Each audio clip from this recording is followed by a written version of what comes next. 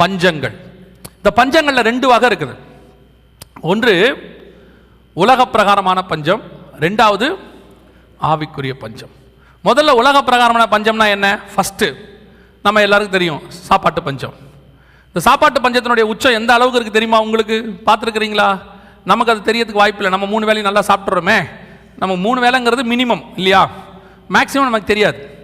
நம்ம ஏன்னா இப்படி போகும்போது வாய் அரைப்போம், இப்படி வரும்போது வாய் அரைப்போம், இருக்கிறத எடுத்து போட்டுக்கிட்டு இருப்போம். நமக்கு பேசுகிற நேரம் தூங்குற நேரம் தவிர வாய் இதை அரைச்சிக்கிட்டு தான் இருக்கும் நமக்கு பொதுவாக இல்லையா? நான் உங்களை சொல்ல கவனிங்க. அப்போது இந்த சாப்பாட்டு பஞ்சத்துடைய உச்சம் எந்த அளவுக்கு தெரியுமா? கவனிங்க.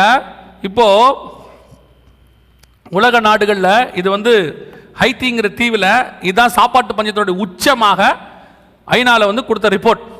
சாப்பாட்டு பஞ்சத்தினுடைய உச்சம் எந்த அளவுக்கு தெரியுமா? ஜனங்க அங்கே மழை கிடையாது, விவசாயம் கிடையாது, ஜனங்கிட்ட காசு கொடுத்து வாங்குறதுக்கு, பொருள் வாங்குறதுக்கு இதுவும் கிடையாது. அதனால என்ன பண்ணுறாங்கன்னா ஜனங்க வேற வழி இல்லாமல் களிமண்ணை எடுத்து நல்லா குழைச்சி அதில் கொஞ்சம் டால்டா, இந்த வெண்ணெய்ன்னு சொல்கிறோமே, அதை போட்டு உப்பு மட்டும் போட்டு அவங்களுக்கு செய்யறதுக்கு அடுப்புக்கு ஃபியூவல் கிடையாது, விறகு கூட கிடையாது, வெயிலில் காய வச்சு சாப்பிட்றாங்க. இது ஹைத்தி தீவு. இந்த வீடியோ வந்த பிறகுதான் சாப்பாட்டு பஞ்சத்தினுடைய உச்சத்தில் பூமி இருக்கிறத கண்டுபிடிச்சாங்க. அங்கே போய் அவங்க சாப்பிடுவாங்க பாருங்க, அதை உட்காந்து ஒவ்வொரு வீட்லையும் காலையில் இதுதாங்க வேலை. எழுந்திருச்சு சாப்பாட்டுக்கு அதை தான் செஞ்சுக்கிட்டு இருக்கிறாங்க நிறைய வீடுகளில். இதை பிஸ்னஸாக பண்ணுறவங்களும் இருக்கிறாங்களாமா வேற வழி இல்லாமல். கவனிங்க, கர்த்தர் நம்மளை உண்மையிலேயே கிருபையாக வச்சிருக்கிறார். 100% கிருபையில் வச்சிருக்கிறார். நாம இன்னைக்கு எதை வேணுமோ அதை சாப்பிட்டு வேணான்னு தூக்கி போடுறோம். அவங்க நிலைமையை பாருங்க, அவங்க அதை எப்படி சாப்பிடுவாங்க பாருங்க. இதை ஒன்று கொடுத்துறாங்க பாருங்க, இதை விட 50% அதிகமாக போதான் பஞ்சம். அங்கே பாருங்க, இதுதான் இன்னைக்கு உள்ள நிலைமை. தயவு செய்து நான் சொல்லுவேன், எல்லா சபைக்கும் சொல்லுவேன், உங்களுக்கும் சொல்றேன், உங்க பிள்ளைகளுக்கு சொல்லிக் கொடுங்க சாப்பாடை வேஸ்ட் பண்ணக்கூடாதுன்னு. நல்லா சாப்பிடலாம், தப்பே கிடையாது. ஆனா எவ்வளவு சாப்பிடணுமோ அதை மட்டும்தான் சாப்பிடணும். சிலர்லாம் இந்த சாப்பாடை பார்த்தோன்னா அதில் விழுறான் பொத்துன்னு, ஒரு தட்டுக்குள்ள எல்லாத்தையும் அள்ளி மொத்தமா வச்சு அது இடமே இருக்க மாட்டேங்குது. அது என்ன ஓடியா போகுது? கொஞ்சம் கொஞ்சமா எடுத்து சாப்பிட்டா என்ன? நான் எப்போ சொல்லுவேன், கொஞ்சம் கொஞ்சமா 4 தடவை சாப்பிட்றது தப்பே கிடையாது. ஒரே தடவை மொத்தையும் போட்டு அப்படி பார்த்து அவனுக்கு கண்ணு நிறைவா இருக்கணும். ஆனா திங்கவும் முடியாது அவனால. கொண்டு போய் அப்படியே குப்பையில கொட்டுறாங்க. தயவு செய்து பிள்ளைகளுக்கு சொல்லிக் கொடுங்க, கொஞ்சமா வாங்க சொல்லுங்க, சாப்பிட்டுட்டு 2வது தடவை வாங்கிக்கன்னு சொல்லுங்க. நீங்களும் என்ன செய்யுங்க, உங்க பிள்ளைகள் ஏதாவது செய்யுங்க. நீங்களும் சாப்பாடு கொண்டு போய் என்ன செய்யாதீங்க, குப்பையில கொட்டாதீங்க. நிறைய பாருங்க பிள்ளைகள், நம்ம பிள்ளைகள் இங்க சாப்பாடு வேணான்னு சொல்லுது, அங்க ஒரு பிள்ளை சாப்பிட வழி இல்லாம மண்ணை தின்னுகிட்டு இருக்குது, நேரடியா மண்ணை திங்குது. தயவு செய்து ரொம்ப கேர்ஃபுல்லா இருங்க. ஒரு ஆய்வறிக்கை இருக்கு, அவன் கொடுத்துருக்கிறான், ஒரு ஸ்டாட்டிஸ்டிக்ஸ் கொடுத்துருக்கிறான். உலகத்திலேயே 10% மக்கள் தான் சந்தோஷமா இருக்கிறாங்களாமா இப்போ. அந்த 10% மக்கள் யாருன்னு சொல்லியிருக்கான். யார் தெரியுமா? 3 வேளை சாப்பாடு, போட்டுக்க ட்ரெஸ்ஸு, தங்கிறதுக்கு ஒரு இடம், வாடகை வீடோ சொந்த வீடோ, தங்கிறதுக்கு ஒரு இடம், ஒரு வாகனம், ஓட்டுறதுக்கு 2 வீலரோ 4 வீலரோ ஒரு வாகனம். இத்தனையும் இருக்கிறது உலகத்திலேயே 10% மக்களுக்கு தான். நம்ம இந்த 10% மக்கள்ல கர்த்தர் உங்களையும் என்னையும் வச்சிருக்கிறார். எவ்வளோ பெரிய ஆசீர்வாதம் பாருங்க. நாம் என்ன கேட்குறோம் ஆண்டவர்கிட்ட? ஆண்டவர் என்னை எப்போ ஆசீர்வதிப்பார்? நீ உன்னை ஆசீர்வாதத்தின் உச்சத்தில் வச்சிருக்கிறாரு. உங்களுக்கு ஆசீர்வாதத்தின் உச்சம் 2 நாள் ஹைத்தி தீவில் விட்டாரா சரியா போயிடுவீங்க.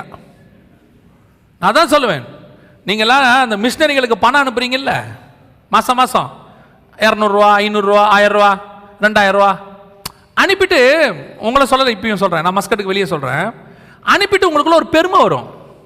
என்ன பெருமை தெரியுமா? மந்த்லி ஒரு மிஷினரியை நாங்கள் தாங்குறோம்.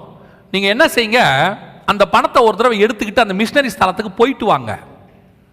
நான் எப்பவுமே யாராவது மிஷினரிகளுக்கு பணம் கொடுக்கணும்னா வாங்க போவோம், வாங்க நம்ம போயிட்டு வருவோம். அவன் அந்த காட்டுக்குள்ள நடந்து போறான்ல, அங்க நீங்க நடக்கணும்.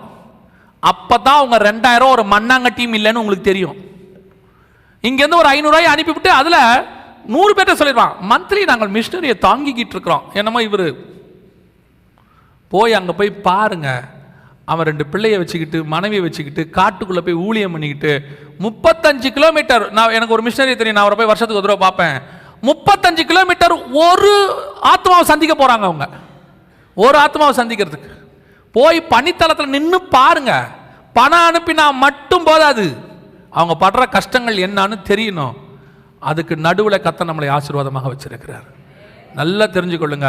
கர்த்தர் கொடுத்த ஆசீர்வாதத்துக்காக டெய்லி சோத்திரம் பண்ணுங்க. இது முதலாவதாக. சாப்பாட்டு பஞ்சத்தினுடைய உச்சம் பூமி இன்னைக்கு இருக்கு. 50% மக்களுக்கு சாப்பாடு இல்லாமல் போக போதான் கொடுத்துருக்குறான் பாருங்க. ரெண்டாவது தண்ணி பஞ்சம். கவனிங்க, கேப் டவுன் அப்படிங்கிறதான ஒரு பட்டணம். இது வந்து சவுத் ஆப்பிரிக்காவுடைய மிக முக்கியமான பட்டணம். ஒரு 5-10 வருஷத்துக்கு முன்னாடிலாம் பார்த்தீங்கன்னு சொன்னால் கிரிக்கெட் மேட்ச் நடக்கும். India south Africa cricket match அங்கே நடக்கும் கேப் டவுனில். அவ்வளோ பெரிய பட்டணம். இன்னைக்கு அந்த பட்டணத்தோட நிலைமை என்ன தெரியுமா? பட்டணத்தை மூடியாச்சு. டே 0 அப்படின்னு பேரு. டே 0னா என்னன்னா, நிலத்துக்கு மேலே ஒரு சொட்டு தண்ணி கூட இல்லை அந்த அந்த பட்டணத்துக்குள்ள. நிலத்துக்கு மேலே ஒரு சொட்டு தண்ணி கூட இல்லை. 3 வருஷம் மழை பெய்யலையாமா. மொத்த ஜனங்களும் இடம்பெயர்ந்து வேற ஒரு ஊருக்கு போயிட்டாங்க. டே 0 அப்படிம்பா. எந்த நகரம்? நாம இருக்கிற இந்த நகரத்தை விட பணக்கார நகரமா இருந்துச்சு நம்ம கண்ணுக்கு முன்னாடி ஒரு 5 வருஷத்துக்கு முன்னாடி. இன்னைக்கு அந்த நகரம் க்ளோஸ் பண்ணிட்டா ராணுவம். ஜனங்களுக்கு என்ன இல்லை, பூமிக்கு மேல ஒரு சொட்டு தண்ணி கூட இல்லைன்னா தான் டே 0. அது பாருங்க, இதுக்கு பேர் டே 0ன்னு சொல்லுவாங்க.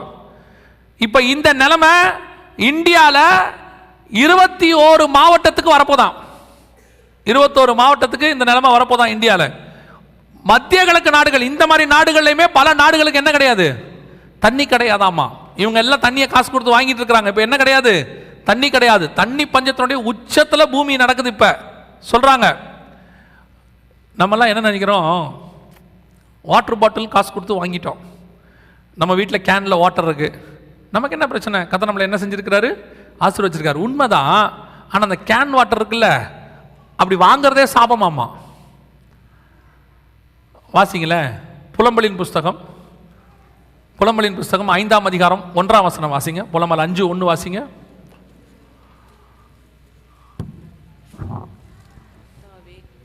கர்த்தாவே, எங்களுக்கு நேரிட்டதை நினைத்தருளும், எங்கள் நிந்தையை நோக்கி பாரும். என்ன நிந்தை, என்ன நேரிட்டுச்சு? 4வது வசனம், எங்கள் தண்ணீரை பணத்துக்கு வாங்கி குடிக்கிறோம். எப்படி? காசு கொடுத்து தண்ணி வாங்கி குடிச்சா அதுக்கு பேர் என்னது? நிந்தை. இதுல நம்மால் என்னன்னா, நான் அக்வாஃபினா குடிக்க மாட்டேன், நான் கிண்ட்லே தான் குடிப்பேன். சாபத்தில் எந்த சாபம் குடிச்சானடா அப்படின்னு தானே கேட்கணும் நியாயமா? இதுவே சாபமாமா. ஆனா இதை கையில வச்சுக்கிட்டு பெருமையா ஆண்டவர் உங்களை ஆசீர்வதிப்பார். கையில் என்ன இருக்கு? நிந்த. ஆண்டவர் ஃப்ரீயா கொடுத்த தண்ணியை இப்போ என்ன பண்ணிட்டு இருக்கிறோம்? காசு கொடுத்து. ஆமோஸ் புஸ்தகம் சொல்லுது, 2-3 பட்டணத்தின் வாலிபர்கள் ஒன்றாய் போய் தண்ணீரை தேடியும் அதை காணாதிருந்தார்கள். அந்த நிலைமைக்கு பூமி வந்துருச்சு. தண்ணி பஞ்சத்தினுடைய உச்சம். இது 2வது ஸ்டேஜ். 3வது ஸ்டேஜ் ஒன்று இருக்கு. இதான் இருக்கிறதுலே மோசம்.